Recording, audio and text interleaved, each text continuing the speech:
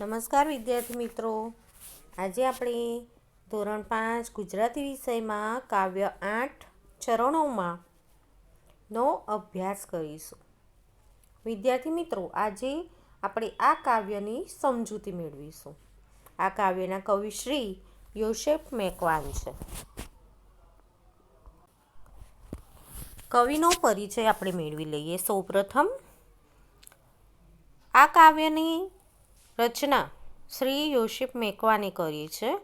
તેમનો જન્મ 20 ડિસેમ્બર 1940માં અમદાવાદમાં માલાવાડા તાલુકો માતર જિલ્લો ખેડામાં થયો હતો. યોસેફ મેકવાન અમદાવાદમાં આવેલી ચિમનલાલ નગીનદાસ વિદ્યાલયના શિક્ષક હતા. એટલે વિદ્યાર્થી મિત્રો, જોયું તમે, આ કાવ્યના જે કવિ છે તે પોતે પણ એક શિક્ષક છે. તેથી જ તેમણે આ કાવ્યમાં સુંદર રચના કરી છે. આ કાવ્યમાં ઉઘડતા પ્રભાત વેળાના કુદરતી વાતાવરણનું અસરકારક નિરૂપણ કરવામાં આવ્યું છે. એટલે કે વિદ્યાર્થી મિત્રો, ઉઘડતો પ્રભાત એટલે સવારનું જે સૌપ્રથમ પૃથ્વી ઉપર સૂર્યનું કિરણ પડે છે તે, અને પ્રભાત એટલે સવાર પરોઢ વખતે કેવું કુદરતી વાતાવરણ હોય છે તેનું નિરૂપણ આ કાવ્યમાં યોસેફ મેકવાને કર્યું છે. કવિએ કુદરતની સુંદરતા અને તાજગીનો અનુભવ આપણા સુધી પહોંચાડવા પ્રયત્ન કર્યો છે. એટલે કે યોસેફ મેકવાને આપણને કુદરતની સુંદરતા અને સવારનું વાતાવરણ કુદરતી કેવું હોય છે, સવારની કેવી તાજગી હોય છે, તે આપણા સુધી પહોંચાડવાનો સુંદર એવો પ્રયત્ન આ કાવ્યમાં કર્યો છે. હવે આપણે આ કાવ્યની સમજૂતી મેળવીશું.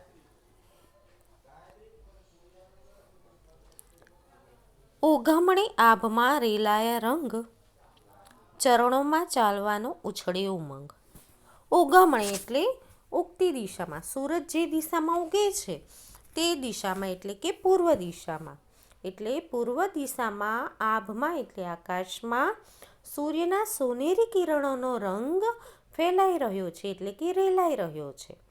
ચરણોમાં ચાલવાનો ઉછળે ઉમંગ એટલે હું આ કિરણોની સાથે સાથે ઉત્સાહભેર ચાલી અને આગળ વધવાનો જે ઉમંગ છે તેની કલ્પના કરી રહ્યો છું. પંખીની પાંખમાં નાનકડી ચાંચમાં. પંખીની પાંખમાં એટલે કે વિદ્યાર્થી મિત્રો, તમને ખ્યાલ હશે કે સવાર જે હોય છે, પરોઢ હોય છે, તે વહેલી સવારે પક્ષીઓ પોતાનો માળો છોડી અને કલરવ કરતાં કરતાં એ પોતાના ખોરાક અને પાણીની શોધમાં નીકળી પડે છે. તથા આપણને પક્ષીઓનો કલરવ કેટલો જ સુંદર લાગે છે. નાનકડી ચાંચમાં એટલે પંખીની નાનકડી ચાંચમાં લહેરે છે વગડાને ઝરણાના ગાન. વગડો એટલે જંગલ કે વેરાન પ્રદેશ, કે જ્યાં સાવ એકદમ વેરાન હોય કે જંગલ જેવું હોય, તે વગડો. એટલે કે આ જે સૂર્યના સોનેરી કિરણો છે તે સૂર્યના સોનેરી કિરણો પંખીની પાંખમાં નાનકડી ચાંચમાં તથા તે વગડા એટલે જંગલમાં તથા વેરાન પ્રદેશમાં તથા ઝરણાના ગાન એટલે નદીનું જે ઝરણું હોય છે તેનો જે ખડખડ ખડખડ અવાજ આવે છે તે માં સુંદર રીતે આપણને સાંભળવા મળે છે.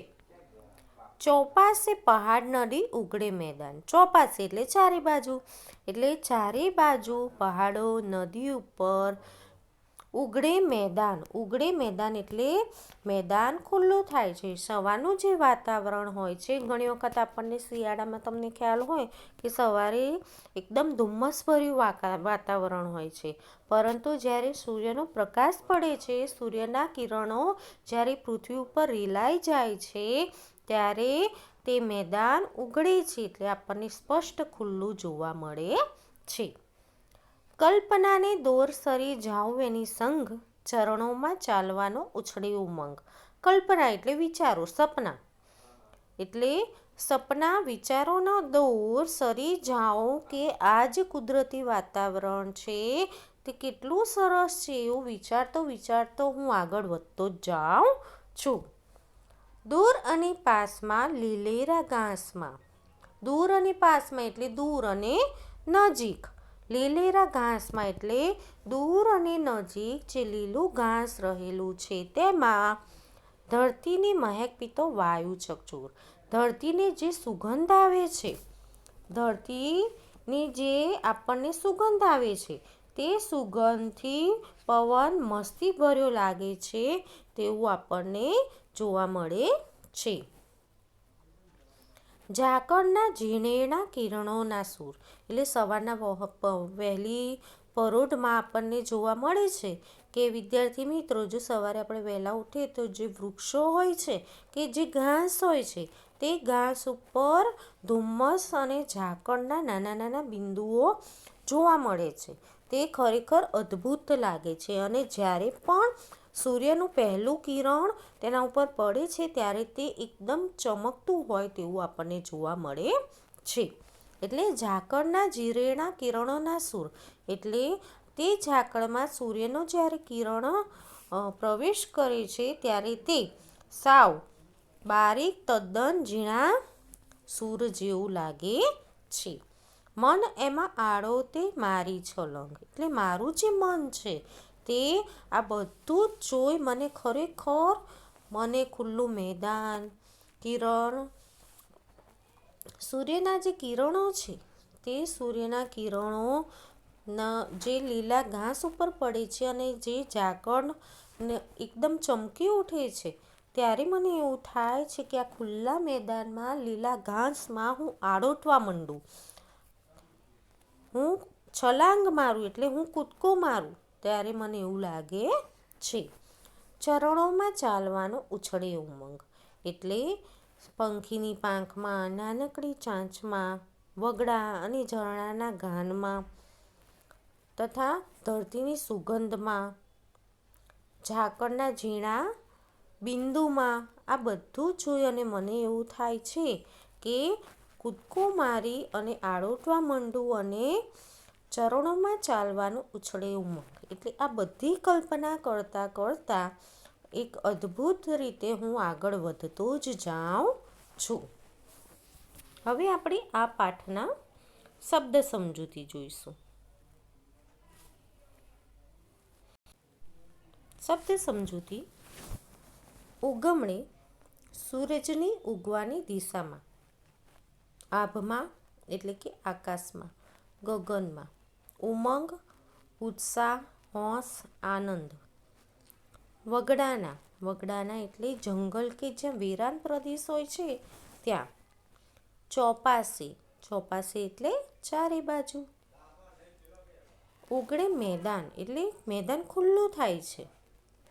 કલ્પનાના દોર એટલે કલ્પનાના આધારે, વિચારોના આધારે. ચકચૂર ધરતીની સુગંધથી પવન મસ્તીભર્યો લાગે છે તેવું. ઝીણેણા સાવ બારીક. છલંગ લાંબો કૂદકો, ઠેકડો કે ફલંગ.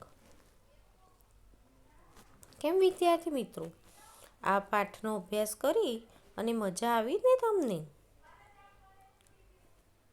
તો તમે પણ સવારનું આ જે સુંદર આહ્લાદક જે વાતાવરણ હોય તેનો અનુભવ કરશો કે ખરેખર જો સવારે વહેલી આજે કવિએ આપણને અહીં આ કાવ્યમાં સવારના વાતાવરણનું જે નિરૂપણ કર્યું છે તે ખરેખર આટલું સુંદર હોય છે તેનો અનુભવ તમે પણ કરશો ને? મજા આવશે ને તમને પણ? ધન્યવાદ.